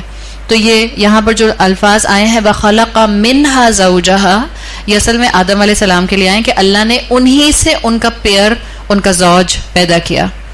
عربی زبان میں زوج، پیئر ایسی چیز کے لیے آتا ہے in a very simple plain linguistic definition, وہ چیز جس کے بغیر، پیئر میں دو حصے ہوتے ہیں نا، کوئی بھی چیز آپ پیئر کہیں گی وہ دو پارٹس پر ہوگی. پیئر میں دونوں کمپوننٹ ایسے ہوتے ہیں کہ وہ ایک دوسرے کے بغیر انکمپلیٹ ہوتے ہیں. This is the main essence in the word زوج. اسی لیے زوج کو ٹرانسلیٹ کر کے پھر اسپاؤس کے طور پر بھی استعمال کیا جاتا ہے. زوج کا لفظ جو ہے وہ آپ کو دن اور رات کے لیے بھی ملے گا عربی زبان میں. زوج کا لفظ آپ کو سورج اور چاند کے لیے بھی ملے گا. زوج کا لفظ آپ کو دنیا اور آخرت کے لیے بھی ملے گا. وہ پیئر جس میں ایک کمپوننٹ دوسرے کے بغیر انکمپلیٹ ہو. اللہ تعالیٰ نے یہاں پر جو الفاظ سلیکٹ کیے ہیں آیت کے لیے، اللہ نے کہا کہ ہم نے اسی سے اس کا پیئر بنایا. اس میں بہت گہرا سبق ہے مردوں کے لیے. اب یقیناً وہ سبق آپ نے گھر جا کر اپنے ہسبینڈ کو چشمہ یہاں لگا کر ناک پر ریڈنگ گلاسز دینا نہیں شروع کر دینا. اب آج میں آپ کو بتاؤں گی کہ اللہ تعالیٰ نے آپ کے لیے قوام ہونے کی حیثیت کیوں رکھی ہے. نہیں، یہ آپ بتائیں گی جا کے اپنے بیٹوں کو. بیٹوں کی تربیت ہو سکتی ہے، شوہر کی تربیت نہیں ہو سکتی ہے. اور یہ کہیں لکھ کر بڑا بڑا لگا لیجئے، اگر شوہر دیکھیں گے پھر بھی بہت خوش ہوں گے، موڈ اچھا ہو جائے گا ان کا. میں اپنے شوہر کی تربیت نہیں کر سکتی، میں صرف دعا کر سکتی ہوں. ٹھیک ہے، خود اچھی بن سکتی ہوں اور دعا کر سکتی ہوں. یہ آپ کی اور میری ذمہ داری نہیں ہے شوہر کی تربیت کرنا. لیکن اللہ تعالیٰ نے یہاں یہ جو الفاظ کہے ہیں وَخَلَقَ مِنْهَا زَوْجَهَا، اس میں آدمیوں کے لیے، مسلمان مردوں کے لیے بہت بہت کمپریہنسو لیسن ہے. وہ یہ کہ اللہ تعالیٰ نے یہ نہیں کہا کہ ہم نے انسانیت کو دو سے بنایا، یا ہم نے انسانیت کو مرد اور عورت سے بنایا، یا ہم نے انسانیت کو آدم اور حوا سے بنایا. اللہ نے وہاں پر بھی کامن گراؤنڈ رکھا ہے آدم علیہ السلام، تاکہ مرد یہ بات سمجھ جائیں کہ عورت اصل میں مرد کی ایکسٹینشن ہے. اگر مرد کسی بھی کیپیسٹی میں، والد ہے، بھائی ہے، شوہر ہے، بیٹا ہے، کسی بھی کیپیسٹی میں اگر یہ عورت کو نقصان پہنچاتا ہے تو اصل میں یہ اپنے آپ کو نقصان پہنچاتا ہے. اگر مردوں کو یہ سبق مل جائے، اور اللہ کرے کہ ہمارے میل سپیکرز اس بات کو اپنے ایڈریس میں مردوں کو تعلیم کے پوائنٹ آف ویو سے اور تربیت کے پوائنٹ آف ویو سے سکھائیں. وہ مرد جو عورتوں کو ابیوز کرتے ہیں، فزیکل ابیوز ہے یا وربل ابیوز ہے یا ایموشنل ابیوز ہے، یہ تینوں ابیوزز ایک عورت کی پرسنالٹی کو کرش کر دیتے ہیں اگر کسی بھی میل ریلیشن شپ کی طرف سے یہ ابیوز آتے ہیں. جب مرد ان رشتوں کو جو اللہ تعالیٰ نے اس کے انڈر رکھے ہیں عورتوں کی شکل میں ان کو ابیوز کرتے ہیں، وہ اپنے آپ کو اصل میں ہرٹ کر رہے ہوتے ہیں. اس لیے کہ اللہ نے کہا ہے کہ اللہ نے مرد سے ہی اس کا پیئر بنایا ہے. تو یہ بات اپنے بیٹوں کو سمجھانے کی ضرورت ہے. آج وہ سب مائیں جو انشاءاللہ کل کو بہویں لے کر آئیں گی، اپنی بہو کو لانے سے پہلے اپنے بیٹے کی تربیت اس اینگل سے ضرور کیجیے گا. یاد رکھیے گا آپ کے بیٹے کی تربیت پر آپ اکاؤنٹیبل ہیں. آپ کے بیٹے نے اپنی بیوی کو کیسے ڈیل کیا، اس میں آپ کا کتنا ایفرٹ شامل تھا. You will be accountable on a day of judgment. تو اپنے بیٹوں کو پہلے سے بتائیے گا کہ اگر تم بیوی کو ہرٹ کرو گے، اگر تم اس کی کیئر نہیں کرو گے، اگر تم اس کو پریشان کرو گے، اگر تم اس کے ساتھ ابیوسو لینگویج استعمال کرو گے، تو تم اصل میں اپنے آپ کو بیٹا ہرٹ کرو گے، اپنا فیملی سٹرکچر ڈسٹرب کرو گے، اپنے گھر کے سکون کو اپنے ہاتھوں سے ڈسٹروائے کر دو گے. تو یہ مردوں کے لیے سبق ہے. اللہ نے کہا وَخَلَقَ مِنْهَا زَوْجَهَا وَبَثَّ مِنْهُمَا رِجَالًا كَثِيرًا وَنِسَاءً. اور اللہ نے اسی پیئر سے یعنی آدم علیہ السلام اور بی بی حوا کے اسپاؤس کے پیئر سے تمام دنیا میں مرد اور عورتیں پھیلا دیے. آدم علیہ السلام کو حکم دیا گیا تھا جو سورۃ البقرہ میں آتا ہے، جب اللہ تعالیٰ نے ان دونوں کو بنا دیا، ایک دوسرے کی کمپینین شپ دے دی، تو اللہ نے ان دونوں کو جنت میں رکھا اور آدم علیہ السلام سے کہا اسکن انت وزوجک الجنہ، find peace you and your spouse in جنہ. اسکن کا مطلب ہے سکون ڈھونڈو، سکون پکڑو. یہ نہیں کہا just stay together, just live together. Living together کا کانسیپٹ نہیں ہے اسکن کے اندر عربی زبان کے. اسکن میں آتا ہے فعل امر ہے نا، find peace, find harmony, find tranquillity. ایک ساتھ وقت گزارنے کی بات نہیں ہے، صرف ایک چھت کے نیچے رہنے کی بات نہیں ہے. جسٹ ٹرائی ٹو بی مزاج شناس for each one of you. ایک دوسرے کو آپ سمجھ سکیں. میں یہیں رک کر آپ سے اس وقت ایڈریس کر رہی ہوں خواتین سے. آپ اس وقت اللہ کی کلام میں سے اپنے لیے چند سبق سیکھ رہے ہیں اور آپ کو پتہ چل رہا ہے کہ آپ کو مزاج شناس بننا ہے. فرض کریں آپ مزاج شناس بننے کی کوشش شروع کر دیتے ہیں، بٹ آپ کے شوہر نے تو درس نہیں سنا نا، آپ کے شوہر کے کان پر تو یہ آوازیں نہیں پڑی، اور آپ کے شوہر اس وقت جو ہیں وہ اس مائنڈ سیٹ میں ہیں بھی نہیں کہ ان کو اپنی بیوی کا مزاج شناس بننا ہے. تو کیا کریں؟ چینج کر لیں، شوہر چھوڑ دیں. یا وہ مزاج شناس نہیں ہے تو ہمیں بھی ضرورت نہیں ہے مزاج شناس بننے کی. جب میں نے سن لیا تو میں نے اپنی قبر میں جانا ہے. جب میں نے سن لیا مجھے اپنے رب کو جواب دینا ہے. جب میں نے سن لیا تو مجھے اپنے رب کے سامنے کھڑے ہو کر کہنا ہے ایٹ لیسٹ اللہ میں نے کوشش کی تھی. میں گراس ڈسپیرٹی کی بات نہیں کر رہی. خدا نہ خواستہ کسی کے شوہر بہت زیادہ ہی پرابلمٹک کیس ہیں، وہ ایک الگ بات ہو رہی ہے. ہم ایک جنرل پوائنٹ آف ویو بتا رہے ہیں. ہر رول کا ایکسیپشن اپنی جگہ پر ہوتا ہے، لیکن کیونکہ ہم سن رہے ہیں، ہم خواتین سن رہی ہیں، تو آج سے ہم نے انشاءاللہ حضرت خدیجہ رضی اللہ عنہا کی اس سنت کو اپنی زندگیوں کا حصہ بنانا ہے. وہ بہت مزاج شناس بیوی تھیں. حضرت خدیجہ کی تعریف اللہ کے رسول صلی اللہ علیہ وسلم اپنی زندگی کے آخری ایام تک کرتے رہے. حالانکہ اللہ تعالیٰ نے آپ کو اور بھی ازواج دیں، لیکن جو حضرت خدیجہ کی پرومیننٹ کوالٹی آتی ہے among so many other qualities، بہت کھل کر اللہ کے رسول پر مال خرچ کرنے والی خاتون تھیں، بہت کھل کر رسپیکٹ دینے والی خاتون تھیں، بہت زیادہ جنراسٹی اور بیناولنس کا اظہار کرنے والی خاتون تھیں. لیکن جو رسول اللہ صلی اللہ علیہ وسلم کے ساتھ ان کی زوجیت میں آنے کی ان کی مین کریکٹرسٹک تھی، جس کو کتابوں میں کئی علماء نے مینشن کیا ہے، وہ ہے ان کا شوہر کے لیے مزاج شناس ہونا. وہ سمجھ جاتی تھیں کہ اس وقت شوہر کے لیے کیا چیز بہتر ہے. وہ سمجھ جاتی ہوں گی. ہم اپنے اینگل سے دیکھیں کہ کس وقت شوہر کو غصہ آ رہا ہے، میں بہتر ہے چپ ہو جاؤں. کس کو جواب دینا نہیں آتا، کس کو آگے سے بات کرنے نہیں آتی، کس کو آگے سے جو ہے وہ ترکی بترکی بیک ٹو بیک آنسر کرنا نہیں آتا. میں اپنے اسٹوڈنٹس کو ہمیشہ ایک بات کہتی ہوں, یہاں تو میں آپ کے پاس آتی ہوں ایک انویٹیشن پوائنٹ آف ویو سے, ہماری مہینے میں ایک ملاقات ہوتی ہے, مگر میں اپنے اسٹوڈنٹس کو ہمیشہ یہ بات کہتی ہوں کہ جب انسان دین سے جڑ جاتا ہے, قرآن کا علم حاصل کرتا ہے, تو اللہ تعالیٰ اس انسان کی زبان میں الفاظ کے سلیکشن کی بہت طاقت دے دیتا ہے. آپ اگر قرآن سے جڑ جائیں گی, ہو سکتا ہے پہلے آپ کو بات کرنے کا سلیقہ نہ آتا ہو, لیکن جب آپ قرآن کے ساتھ اٹھنا بیٹھنا اپنا کر لیتی ہیں, جب آپ کانسٹنٹلی تعلیم حاصل کرنے کے میدان میں آ جاتے ہیں, آپ کو نہیں لگتا آپ کو بات کرنے کا سلیقہ اور ڈھنگ آ جاتا ہے؟ نہ صرف بات کرنے کا سلیقہ اور ڈھنگ میں اس حساب سے کہہ رہی ہوں, بلکہ میں اس اینگل سے اس وقت کہہ رہی ہوں, شوہر کے سامنے آپ اپنی زبان اگر چلانا شروع کریں گی تو شاید دلائل کے پوائنٹ آف ویو سے آپ اچھے دلائل دے سکتے ہیں, لیکن ایک مسلمان بیوی ہوتے ہوئے آپ کو یہ دیکھنا ہے کہ اس وقت میرا شوہر غصہ کر رہا ہے, so it's better to stay quiet. رشتے دلائل سے نہیں چلتے, رشتے کس سے چلتے ہیں؟ جھک جانے سے, معاف کر دینے سے. چاہے آپ کی غلطی نہیں ہے, معاف کر دیجئے, معافی مانگ لیجئے. رشتے اس سے چلتے ہیں, گھروں میں سکون اسی سے رہتا ہے, معاملات آسانی سے ہینڈل اسی سے ہو جاتے ہیں. ہاں ہو سکتا ہے کبھی غصے میں آپ بھی ترکی بترکی جواب دے جائیں, it's okay, you should be the first one to say sorry. شیطان کہتا ہے کیوں, تم کیوں سوری کرو؟ He must say sorry. آپ نے شیطان کی بات نہیں سننی. یاد رکھیں, جو آگے بڑھ کر معافی مانگتا ہے چاہے اس کی غلطی نہ ہو, تو اپنے آپ کو اللہ کے رسول صلی اللہ علیہ وسلم کی حدیث کا مفہوم یاد کرایا کیجئے. آپ کی حدیث کا مفہوم آتا ہے کہ جس نے حق پر ہوتے ہوئے جھگڑا چھوڑ دیا, میں اس کو جنت کے مڈل میں وسط میں ایک گھر کی گارنٹی دیتا ہوں.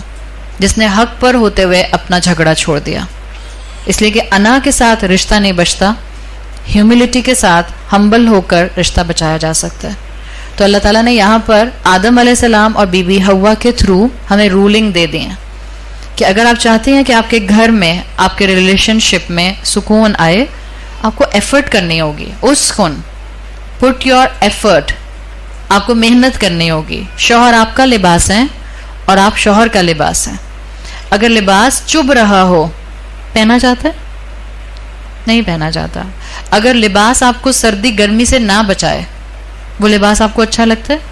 نہیں اچھا لگتا ہے. پہلے آپ کو اور مجھے اس پیئر میں لباس کا وہ حصہ بننا ہے جو کمفرٹیبلٹی کو دوسرے تک پہنچانے کا ذریعہ بنے. جب شوہر کی شکل نظر آئے تو ایک لسٹ آف کمپلینٹس تیار کر کے مت رکھیں. چھوٹے بچوں کی امائیں, اس دن جو ہے وہ ماسی بھی نہیں آئی, ہاں لائٹ بھی بہت زیادہ چلی گئی, یو پی ایس بھی آن نہیں ہوا, ادھر شوہر بیچارہ گھر میں داخل ہوا نہیں. آپ کو پتہ ہے یہ اور شوہر کو دیکھتے ساتھ بعض خواتین کی ذرا آواز اونچی ہو جاتی ہے, پتہ نہیں کیوں. اچھی خاصی نارمل وے میں اپنی اماں سے بات کر رہی ہوں گی, ادھر شوہر کی شکل دیکھی نہیں, ادھر تھوڑا سا ٹون اور پچ اونچی ہو گئی. کیوں؟ اس بیچارے کا کیا قصور ہے؟ آپ کو نہیں پتا باہر سے کتنا وہ مشکلات میں اپنا رزق حلال کمانے کی کوشش کر کے گھر میں آ رہا ہے. And vice versa. اگین میں یہ بہت زیادہ وائس ورسا والی سچویشن ہسبینڈ وائف کے ریلیشن شپ میں نہیں کرتی ہوں, اس لیے کہ پھر خواتین گھر جا کر اپنے شوہروں کی استانیاں بن جاتے ہیں. پھر کسی ساس کا فون آتا ہے میرے پاس, آج آپ نے درس میں یہ کہا تھا, میری بہو تو میرے بیٹے کی جو ہے وہ درگت بنا کر چلی گئی کمرے میں. پلیز, میں اس لیے نہیں بولتی ہوں. ہاں وائس ورسا, پلین فیکٹ یہ ہے کہ شوہر کا بھی یہ ذمہ داری اور فرض بنتا ہے کہ وہ اپنے باہر کا غصہ گھر میں آ کر اپنی بیوی اور بچوں پر نہیں اتارے گا. There should be a balance. Again یہ وہ باتیں ہیں جو ماؤں کو اپنے بیٹوں کو سکھانے کی ضرورت ہے. تو اللہ نے واضح کر دیا ہے آدم علیہ السلام اور بی بی حوا کے تھرو کہ آپ کو اگر اس رشتے میں خوشگوار ماحول بنانا ہے, you need to put effort. آپ کو محنت کرنی ہوگی, آپ کو بہت زیادہ اس رشتے کو بہتر بنانے کے لیے اپنا حصہ ڈالنا ہوگا. آگے فرمایا, اگین ایک ہی آیت میں دوسری مرتبہ اللہ کا تقوی اختیار کرنے کی بات کی جا رہی ہے. اور اگر آپ غور کریں تو پہلے اللہ کا تقوی رب کے ساتھ آیا تھا, اب آگے آ رہا ہے واتقوا اللہ, اور اللہ کا تقوی اختیار کرو. یعنی کیسے اللہ کا تقوی اختیار کرو؟ الذی تساءلون بہ. اس جملے کی, یہ جملہ جو میں نے اس وقت سورۃ النساء آیت نمبر 1 کا پڑھا ہے, واتقوا اللہ, اللہ کے لیے کانشیس ہو جاؤ. الذی تساءلون بہ, جس کے بارے میں, اس کا میں ایک ترجمہ کر رہی ہوں, جس کے نام پر تم ایک دوسرے سے ڈیمانڈ کرتے ہو. اس کا ایک ترجمہ میں آپ کو یہ بتا رہی ہوں. الذی تساءلون بہ کا ترجمہ جس کے نام پر تم ایک دوسرے سے ڈیمانڈ کرتے ہو. ٹھیک ہے, ایک جملہ یہ یاد رکھیے گا. اور ایک جملہ کیا ہے؟ جس کے نام کا حوالہ دے کر تم ایک دوسرے کو ڈیل کرتے ہو. مور اور لیس آپ کو ایک ہی بات لگے گی. اس کی کئی تعویلات مفسرون نے آیت کی ہیں, کیونکہ یہ آیت گھریلو معاملات کو ایک انسان کے دوسرے انسان کے معاملات کو ڈیل کرتی ہے, کیونکہ اس کو خطبہ نکاح میں پڑھا جاتا ہے. اس جملے کا مطلب یہ ہے, نمبر 1, جب آپ کے آپس کے معاملات ہوں, یعنی آپس میں جب جھگڑا ہو جائے تبھی آپ ایک دوسرے کو مختلف حوالے دیتے ہیں. جب جھگڑا ہو جائے نمبر 1 تو یاد رکھو اب تم جواب میں جو بھی کہو گے سامنے والے کو, اتقوا اللہ, بی مائنڈفل آف اللہ, یاد رکھنا اللہ سن بھی رہا ہے اور دیکھ بھی رہا ہے. ایک مفہوم یہ ہے. جب جھگڑا ہو اور جھگڑے کو تم مینج کرنے کی کوشش کرو, یا تم جھگڑے میں جب جواب دینے کی کوشش کرو, تو یاد رکھنا اللہ تمہیں دیکھ بھی رہا ہے اور سن بھی رہا ہے. اور ایک اس کی تعویل یہ کی گئی ہے اس جملے کی کہ جب تمہارے آپس میں گھریلو جھگڑے ہوں تو چھوٹی چھوٹی باتوں پر ایک دوسرے کو اللہ کے نام کے لیے یہ مت کہا کرو کہ اللہ انصاف کرے گا, اللہ بدلہ لے گا. بعض اوقات خواتین کی زبان سے ایسے جملے نکل جاتے ہیں جب ہمیں یہ لگتا ہے کہ اب میں نے اپنی ساری انرجی لگا دی, اب معاملہ میرے ہاتھ سے نکل رہا ہے. پہلے خوب چیخ لیتی ہیں, پہلے خوب غصے کا اظہار کر لیتی ہیں, پہلے دل کی بھڑاس نکال دیتی ہیں, پھر کہتی ہیں بس بہن صبر کروں گی, اور پھر کہتی ہیں کہ میں نے اپنا معاملہ جو ہے وہ اللہ پر چھوڑ دیا ہے. تو یہاں کی اس آیت کے لیے, اس جملے کے لیے اسکالرز نے کہا ہے کہ جب تمہارے چھوٹے چھوٹے گھریلو جھگڑے ہوا کریں اس میں اللہ کا نام بیچ میں مت لایا کرو کہ اللہ انصاف کرے گا, اللہ بدلہ لے گا, میں قیامت کے دن اللہ سے کہوں گی انصاف کرے. یہ جملہ کہنا بھی زبان سے کبھی بھی نہیں چاہیے کہ میں قیامت کے دن اللہ سے کہوں گی کہ اللہ انصاف کرے. اگر قیامت کے دن اللہ نے انصاف کیا تو کیا کہتے ہیں اسکالرز؟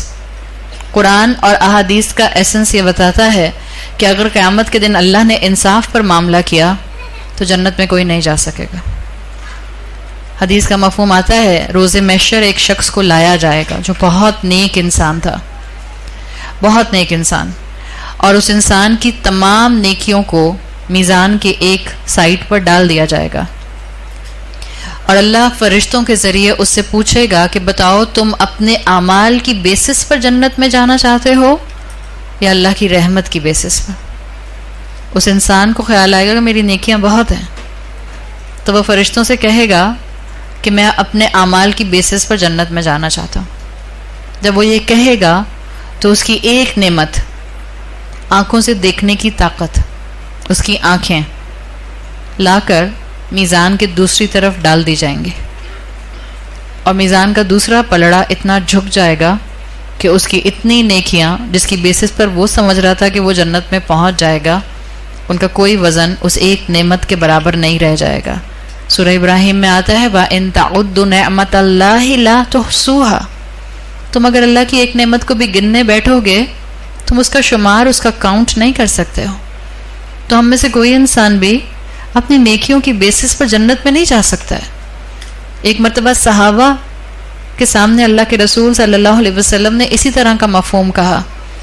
آپ نے کہا جنت میں کوئی داخل نہیں ہوگا مگر صرف اللہ کی رحمت سے. ایک صحابی نے ہمت کرتے ہوئے پوچھا یا رسول اللہ کیا آپ بھی؟ آپ صلی اللہ علیہ وسلم نے کہا ہاں میں بھی. اللہ کی رحمت کے بغیر کوئی جنت میں داخل نہیں ہو سکتا. آج سے یہ بات اپنے پلو سے باندھ لیجئے. آپ کو کتنا بھی غصہ آئے, آپ کا کتنا بھی دل ٹوٹے, کوئی آپ کو کتنا بھی ہرٹ کرے, کوئی آپ کے ساتھ کتنی بھی زیادتی کرے, یہ زبان سے نہیں کہیے کہ میں قیامت کے دن اللہ سے کہوں گی کہ اللہ انصاف کر. اگر اللہ نے اس معاملے میں انصاف کیا تو ہو سکتا ہے ہم بچ جائیں جس میں ہمارے ساتھ زیادتی ہوئی ہے, لیکن اللہ نے اگر باقی معاملات میں بھی انصاف کر لیا تو ہم بچ سکیں گے؟ تب تو ہم نہیں بچ سکیں گے. تو جب غصہ آ رہا ہو, مشکل ہوتا ہے, سامنے والے پر غصہ آ رہا ہے اور آپ اس کو ہدایت کی دعا دے دیں. غصہ آ رہا ہو تو اس کو دعا دیجئے اللہ اس کو ہدایت. اب اونچی آواز سے مت دے دیجئے گا. بس چلا شوہر کو غصہ آ رہا ہے اور آپ کہہ رہی ہیں یا اللہ ان کو ہدایت دیجئے, کیا ہوگا؟ ایکسپونینشیل ریٹ سے ان کا غصہ اور بڑھ جائے گا. ان کو ڈبل غصہ آ جائے گا. یہ مت کہیے گا پلیز. بالکل جیسے آپ کے شوہر کو غصہ آ رہا ہے, آپ کہیں سنیے آپ اعوذ باللہ پڑھیے. ان کا غصہ کم ہوگا یا مزید ان کو غصہ آ جائے گا؟ تو یہ اونچی آواز میں کہنے کی بات نہیں ہوتی. اپنے آپ کو کام ڈاؤن کر کے اعوذ باللہ خود آہستہ آواز میں پڑھ کے سامنے والے کو دعا دے دیجئے. اللہ سے اللہ کا انصاف نہیں مانگا جاتا. تو ایک تعویل اس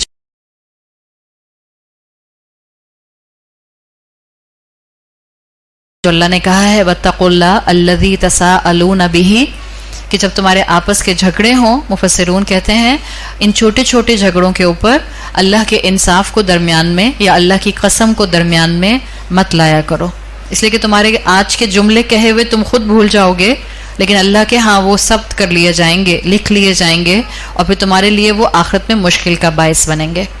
آگے آپ لوگ گھر جا کر انشاءاللہ پلیز اپنے سامنے ضرور اس آیت کو رکھیے گا, اور جو لوگ نوٹ ڈاؤن کر رہے ہیں ان کو زیادہ فائدہ ہوگا. میں نے پچھلی دفعہ بھی ریکویسٹ کی تھی جو یہاں ریگولر آنے والے ہیں اور جو ریگولر آنے والے نہیں ہیں, اگر آپ ون ٹائم ہی اس وقت آئے ہیں, کہیں نہ کہیں آپ جہاں بھی جائیں you should have a notebook in your hand. ایک کاغذ پینسل آپ کے ہاتھ میں ہمیشہ ہونا چاہیے, تاکہ آپ جب بھی کسی ایسی جگہ پر جائیں وہاں کی چیزیں بلٹ پوائنٹس کی شکل میں چاہے 4 جملے ہوں وہ آپ کے پاس رہ جائیں. جب کبھی آپ بہت پریشان ہوں اپنی یہ ڈائری نکالیے, جو آیت کا حوالہ آپ نے لکھا ہے وضو کر کے آیت کو پڑھیے, اور جو 4 جملے آپ نے اپنے ہاتھ سے لکھے ہیں اس کو پڑھیے. کبھی کبھی زندگی میں آپ کو کوئی مینٹور نہیں ملتا ہے. ہم انسان ہیں, ہم کمزور ہیں, ہم یہ کہتے ہیں اور ہمارا ایمان ہے کہ ہمارا بالکل توکل اللہ پر ہے. ہم یہ بات جانتے ہیں کہ ہم اپنے سارے مسائل اللہ کے سامنے رکھتے ہیں, لیکن ہم انسان ہیں. بعض اوقات ہمیں کوئی دوسرا سمجھدار انسان چاہیے ہوتا ہے جس سے ہم اپنے مسئلے کو حل کر سکیں, جس سے ہم اپنے مسئلے کی ڈسکشن ایسے کر سکیں کہ وہ ہمیں صحیح راستہ دکھا دے. That's called a mentor. ہم سب انسانوں کو ایک ایسا مینٹور چاہیے, لیکن ہم سب یہ بات جانتے کہ کبھی ہمیں اپنے آس پاس کوئی ایسا شخص نظر نہیں آتا.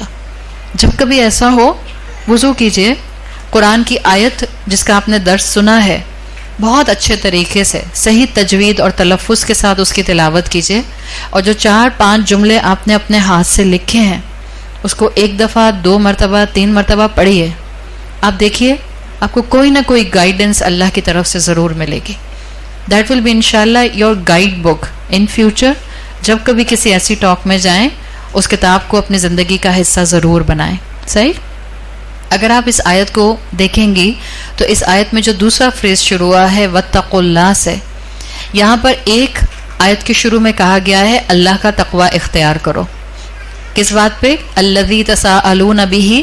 جب تم ایک دوسرے سے جھگڑتے ہو تو چھوٹی چھوٹی باتوں پر اللہ کی قسمیں نہ کھایا کرو, اللہ کے انصاف کے حوالے نہ دیا کرو. اور آگے آیا ہے وَالْأَرْحَامِ, اور ارحام. اگر ہم صرف ترجمہ پڑھیں گے تو ہمیں بات سمجھ نہیں آئے گی.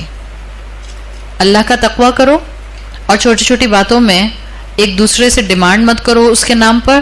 والارحام, اور ارحام. ترجمے کی تو لمیٹیشن ہے, وہاں صرف یہ لکھا ہوگا اور ارحام, لیکن کیا مطلب ہے؟ یہ یونیک مقام ہے قرآن کا.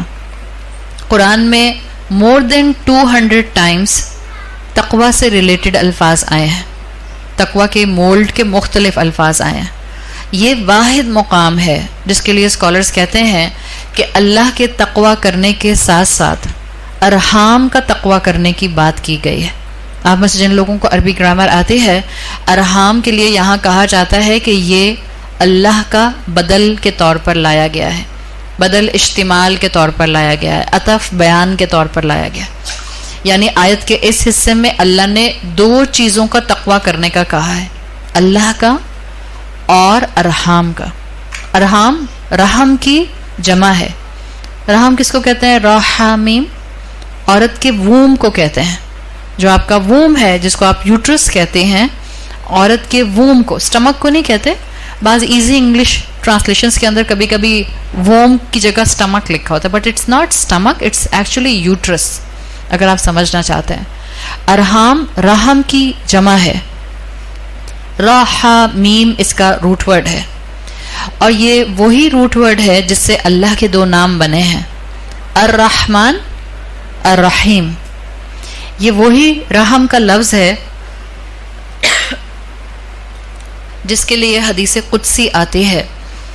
آپ صلی اللہ علیہ وسلم نے بتایا کہ اللہ تعالیٰ نے فرمایا ہے کہ اللہ نے عورت کے اس رحم کو، اس ووم کو ایڈریس کرتے ہوئے کہا حدیث قدسی میں، سمیتک باسمی، میں نے اپنے نام کے ساتھ ہی تمہارا نام رکھا ہے.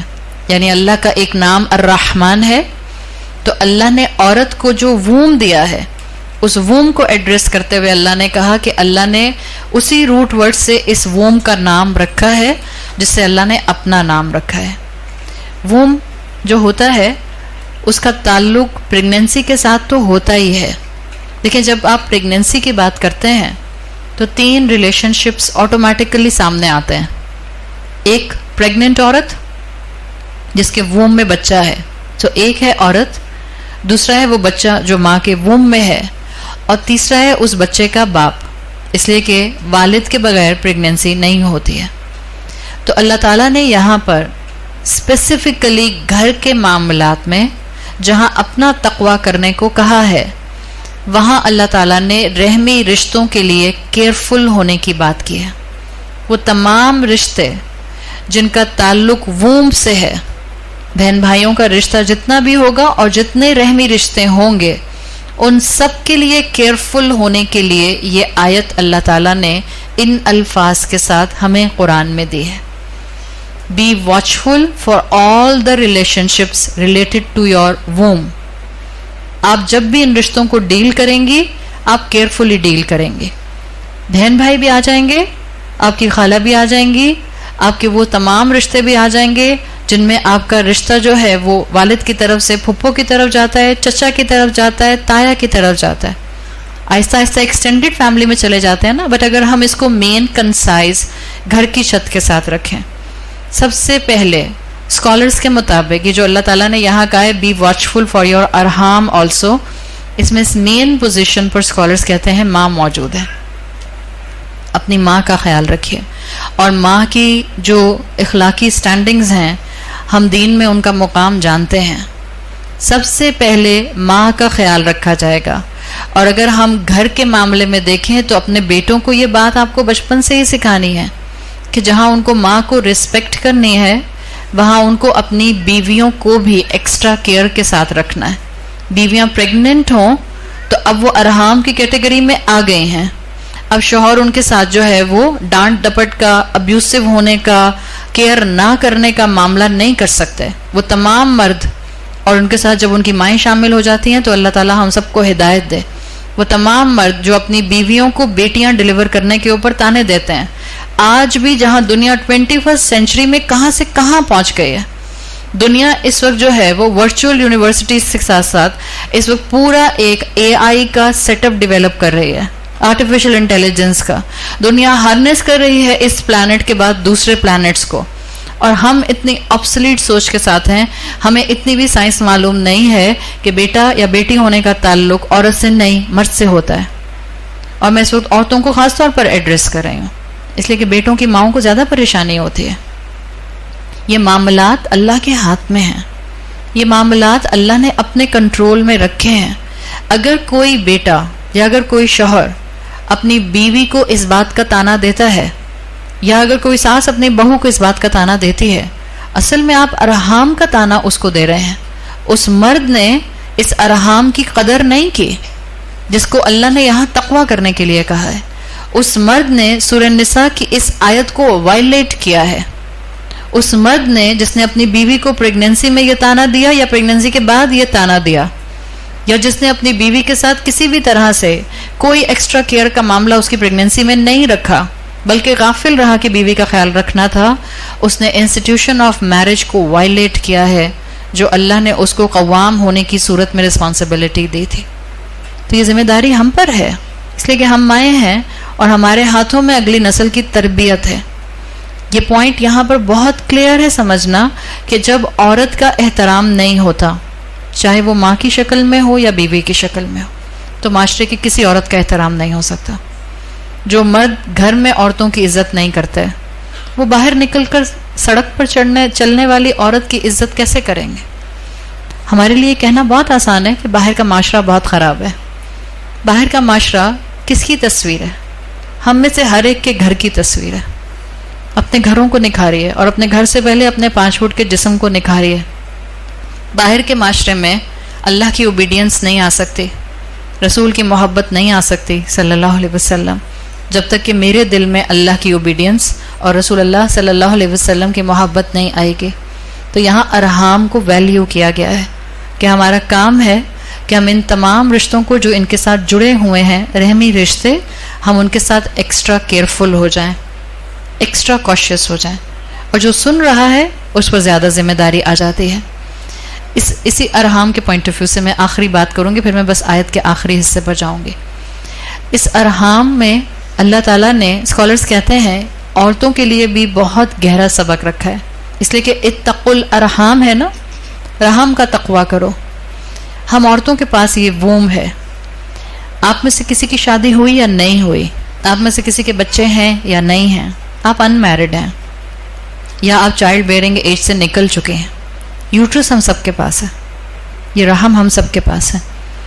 اللہ تعالیٰ نے عورت کو ڈگنیفائڈ کیا ہے یہ رحم دے کے, اس لیے کہ اس کا تعلق ڈائریکٹ اللہ کے اس نام سے ہے جس کے ایسنس میں مرسی ہے, جس کے ایسنس کے اندر ایک ایسی نیچر ہونا ہے جس میں ایمپیتھی ہوتی ہے, سامنے والے کے لیے سمپیتھی ہوتی ہے. جس کے پاس جتنی دولت ہوتی ہے اس کو اتنا کیئرفل ہونا ہوتا ہے. جب عورتوں کے پاس یہ اتنی قیمتی چیز رحم کی شکل میں موجود ہے تو عورت کو اپنی ڈگنیٹی کا خاص خیال رکھنا ہے, عورت کو اپنی حفاظت زیادہ کرنی ہے. یہ بیٹیوں کی ماؤں کو اپنی بیٹیوں کو بتانے کی ضرورت ہے. آج اگر بیٹیاں اپنی سیلف اسٹیم کھو رہی ہیں تو ہم ماؤں کی کمزوری ہے, کہیں ماؤں کی کمزوری ہے, کہیں ماؤں کے سمجھانے کے باوجود اگر بیٹیاں اپنی سیلف اسٹیم کھو رہی ہیں تو یقیناً باہر کے معاشرے کے بہت سے ٹرائلز اور چیلنجز ہیں, اس سے ماؤں کی ذمہ داری بڑھ جاتی ہے. دیکھیے ہمارے پولیٹیکل کرائسس ایک طرف, ہمارے اکنامیکل کرائسس ایک طرف, اور ہمارے اسپرچول کرائسس بھی ایک طرف. One of the major crisis اس وقت ان دا مسلم امہ, ہماری مسلمان بیٹیاں 2 کمبینیشن یا 2 چیزوں کے کمبینیشن سے اس وقت محروم ہو رہے ہیں. ایک ہے اس میں conviction of Islam with the combination of humility, جن میں اعتماد آ رہا ہے ان میں سے عاجزی نکل رہی ہے, اور جن میں عاجزی آ رہی ہے وہ ایسی ڈور میٹ بن رہی ہیں کہ اسلام کا کنوکشن ان میں نظر نہیں آ رہا ہے. We need combination of both these things, combination of humbleness, humility, جھک کر رہنا بھی آنا چاہیے. جو بہت پڑھا لکھا ہو وہ جھک نہیں سکتا, جس کے پاس بہت بڑی ڈگری ہو اس کے لیے سوری بولنا مشکل ہے, جو بہت بڑی گاڑی میں بیٹھتا ہے اس کے لیے سڑک سے اتر کر کسی کی مدد کر دینا امپاسبل ہے. اگر یہ مائنڈ سیٹ بن رہا ہے اس کا مطلب ہے کہ کمبینیشن نہیں ہے. جہاں تعلیم ہے وہاں پر نرمی نہیں ہے, اور جہاں نرمی ہے وہاں آپ کو وہ کنوکشن آف اسلام, اعتماد نظر نہیں آ رہا. اس وقت ماؤں کی ذمہ داری بہت زیادہ ہے کہ ہمیں اپنی اولادوں کو, اور خاص طور پر میں بیٹیوں کے اینگل سے بات کر رہی ہوں, اس وقت آدھی سے زیادہ مسلمان بچیاں کمپلیٹلی کنفیوزڈ ہیں کہ ان کی گھروں کے اندر ذمہ داری کیا ہے. ہاں وہ دنیا کا ہر کام کر سکتی ہیں جس کی شریعت نے اجازت دی ہے, وہ تعلیم کے میدان میں آگے بڑھ سکتی ہیں جو شریعت کے دائرے سے ٹکراتا نہیں ہے, وہ کوئی بھی پروفیشن ایسا اڈاپٹ کر سکتی ہیں جس سے ان کی گھریلو ذمہ داریاں جو ہیں وہ نگلیکٹ نہیں ہوں گی. بٹ سائملٹینیسلی کون سی مسلمان عورت اس سے انکار کرے گی کہ ایک عورت کی گھر کی ذمہ داری اس کی اولین ذمہ داری ہوتی؟ کوئی انکار نہیں کرے گی. لیکن ہماری بچیاں اس وقت کنفیوزڈ ہیں. کنفیوزڈ اس لیے ہیں کہ گھروں سے ان کو پراپرلی چیزوں کو بتایا نہیں جا رہا, اور باہر کا معاشرہ اس وقت ریلیجن کے بالکل اگینسٹ بات کر رہا ہے. 8 مارچ کا وہ جو ویمن مارچ ہوا تھا, یاد ہے نا, اپنا کھانا خود گرم کرو, اس سے زیادہ ریڈیکولس جملہ کوئی نہیں ہو سکتا. اور پھر جواب میں مردوں نے بھی پلے کارڈز پکڑ لیے اور وہ بھی کھڑے ہو گئے. کیا تھا وہ؟ اپنا دھوبی کے پاس کپڑے خود لے کر جاؤ. There is no limit of this debate, this is the matter of give and take. ابھی میں نے آپ کو اسپاؤس کی, زوج کی ڈیفینیشن بتائی تھی. پیئر وہ ہے جو ایک دوسرے کے بغیر انکمپلیٹ ہے. صحیح یاد رکھیے گا, being a husband and wife, آپ کے ہسبینڈ آپ کے بغیر انکمپلیٹ ہے. A part of his personality will be incomplete without you. Vice versa, a part of your personality will be incomplete without him. जब हम कहते हैं नहीं मुझे ज़रूरत नहीं है इसकी, आई एम कम्प्लीटली इंडिपेंडेंट, तो आप तो सोशियोलॉजी के भी बहुत से कॉन्सेप्ट्स को खुद ही गलत कर रही हैं. इंसान इस दुनिया में एक सोशल एनिमल है. हमें ह्यूमन डिपेंडेंसी कई जगहों पर नज़र आती है. अगर आप अपने घर के रिश्ते को, अगर आप इस माशरे की फाउंडेशन को बचाना चाहते हैं, जिस माशरे की फाउंडेशन में एक रिलेशनशिप हस्बैंड वाइफ का है, तो प्लीज़ अपनी बेटियों को वो तालीम दीजिए जिसमें बैलेंस हो, conviction of Islam plus the balance of humility. और अपने बेटों को वो तालीम दीजिए जिससे उनको पता चले कि उन्होंने कव्वाम बनकर किस तरह से अपनी ज़िम्मेदारी निभानी है. उन पर ज़्यादा ज़िम्मेदारी है माफ़ करने की, उन पर ज़्यादा ज़िम्मेदारी है दरगुजर करने की, उन पर ज़्यादा ज़िम्मेदारी है कि अपनी अपनी बीवियों को ऐसा माहौल देने की जिसमें वो फ्लरिश कर सकें, ग्रूम कर सकें और उनके बच्चों के लिए एक हेल्दी एनवायरनमेंट प्रोवाइड कर सकें. ये इस अरहाम के अंदर सारे सबक मौजूद हैं. हाँ, औरतों को एक ज़्यादा सबक इसमें दिया गया है. बीइंग औरत मुझे अपनी प्रोटेक्शन ज़्यादा करनी है. बीइंग औरत, अल्लाह ने मेरे अंदर जो वूम रखा है इट्स अ कीमती शय, मुझे इसकी हिफाजत करनी है. मुझे अपनी सेल्फ इस्टीम के साथ ज़िंदगी में आगे बढ़ना है और ये मेरे लिए अल्लाह की तरफ से दिया हुआ ऑनर है. हाफिज़ातुल लिल गैब बिमा हफ़िज़ल्लाह, वो नेक औरतें जो अपने आप को प्रोटेक्ट करके रखती हैं, वो नेक औरतें जो अपनी डिग्निटी को और अपनी रिस्पेक्ट को डिस्टर्ब नहीं होने देती, इसलिए कि वो अल्लाह की हिफाजत में रहती हैं. ये आपका और मेरा माँ होने की हैसियत से फ़र्ज़ बनता है कि हम अपनी बच्चियों को इस तरह से ग्रूम करें कि वो अपनी रिस्पेक्ट और अपनी डिग्निटी को अपने इंस्टीट्यूशंस में, एजुकेशनल इंस्टीट्यूशंस में या अपनी वर्क प्लेस पे या अपने करियर में या अपनी ज़िंदगी के मामलात में डिस्ट्रॉय ना कर लें. माँओं की बहुत बड़ी जिम्मेदारी है. Give them the combination of confidence and Islam. आखिरी जुमला अल्लाह ताला ने इस आयत में फरमाया, इन्नल्लाह काना अलैकुम रक़ीबा, देखो अल्लाह तुम सबको बाकायदगी से देखने वाला है. इसका उर्दू ट्रांसलेशन, सिंपल ट्रांसलेशन यही मिलता है. लेकिन अगर आप रक़ीबन को देखें कि अल्लाह रक़ीब है, रक़बा कुरान में एक टर्म आती है फ़क्कु रक़बतिन, गर्दन छुड़ाना. रक़बा अरबी ज़ुबान में आता है, ये नेप ऑफ द नेक, गुद्दी को कहते हैं. जो अरब में चरवाहे होते थे, जब वो अपनी भेड़ों को चरवाने के लिए पास्चर्स में लेकर जाते थे और अगर किसी क्लिफ पर उनकी भेड़ें चढ़ जाती थीं, तो आपको भेड़ों के बारे में पता है ना, बकरी हो या भेड़ हो, शीप हो, ज़्यादा अक्ल से नहीं सोचती है. अगर उसको क्लिफ से नीचे घास नज़र आएगी क्या करेगी? वो नीचे चली जाएगी, मतलब छलांग लगा देगी घास खाने के लिए.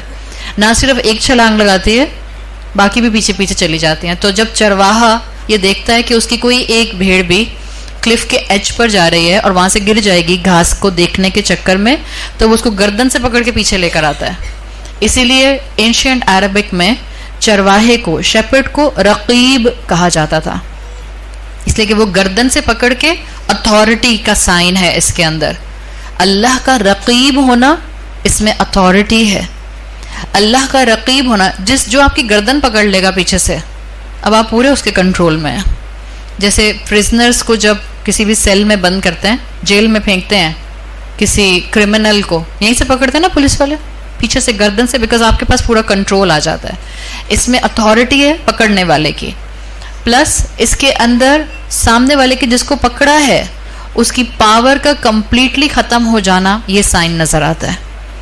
लिटरली अल्लाह ताला ने इस आयत में कहा है, ये जितने रिलेशनशिप रूल्स हमें दिए हैं, घर को बेहतर करने के रूल्स दिए हैं, अल्लाह ने आयत को कंक्लूड किया है, इन्नल्लाह काना अलैकुम रक़ीबा, देखो बी वॉचफुल, अल्लाह ने तुम्हारी गर्दन से तुमको पकड़ा हुआ है. हमारा मसला ये है कि हम गलती करते हैं, गुनाह करते हैं, सॉरी भी नहीं बोलते, रियलाइजेशन हो जाती है तब भी ईगोइस्टिक होने की वजह से झुकते नहीं हैं, सिर्फ इसलिए कि हमारे लिए हमारी अना ज़्यादा होती है. और फिर जब अल्लाह की पकड़ नहीं आती तो हमें लगता है कि शायद अल्लाह ने इग्नोर कर दिया, या मैं हूँ इतनी अच्छी कि मुझे माफ़ कर दिया. अल्लाह मौका देता है पलटने का, अल्लाह मौका देता है सॉरी बोलने का, अल्लाह मौका देता है माफ़ी मांगने का. अदरवाइज़ अल्लाह का कंट्रोल हमारी गर्दनों पर इतना ही क्लोज है कि अल्लाह किसी वक्त भी चाहे तो हमारी गर्दनें ट्विस्ट कर सकता है. جب جب ہم اللہ کی نافرمانی کریں، جب جب ہم اپنے گھروں کے اندر بلنڈرز کریں، جب جب ہم علم ہونے کے باوجود اپنے آپ کو اسلام سے اٹیچ کرنے سے دور رہیں. ان اللہ کان علیکم رقیبا، اللہ بہت کلوزلی تم کو اس وقت اتھارٹی کے ساتھ مینیج کرنے والا ہے. اللہ سے ہم دعا کرتے ہیں کہ اللہ تعالی ہمارے لیے اس دین کی انڈرسٹینڈنگ کو حاصل کرنا بھی آسان بنا دے اور اس کو عمل میں لانا بھی آسان بنا دے. ہم اللہ سے دعا کرتے ہیں کہ اللہ تعالی ہمیں اپنے گھر میں واقعی پیس میکر بنا دے، گھروں کو، ہاؤسز کو ہومز میں کنورٹ کرنے والا بنا دے. اللہ ہمیں وہ طاقت دیں کہ ہمارے خاندان میں ہمارے ذریعے دین کی خوبصورتی اور رسول اللہ صلی اللہ علیہ وسلم کے اخلاق کی خوبصورتی پھیلے. اللہ ہمیں اپنے والدین کے لیے اور ہماری اولادوں کو ہمارے لیے بہترین صدقہ جاریہ بنائے. اللہ ہماری اولادوں کو اسلام کا ایسا کنوکشن دے کہ ہماری اولادوں کے ذریعے اس امت کی اپلفٹ میں کچھ حصہ ہمارا بھی ڈل جائے. سبحانک اللہم و بحمدک نشہد ان لا الہ الا انت نستغفرک و نتوب الیک. جزاک اللہ خیرا. السلام علیکم ورحمۃ اللہ وبرکاتہ.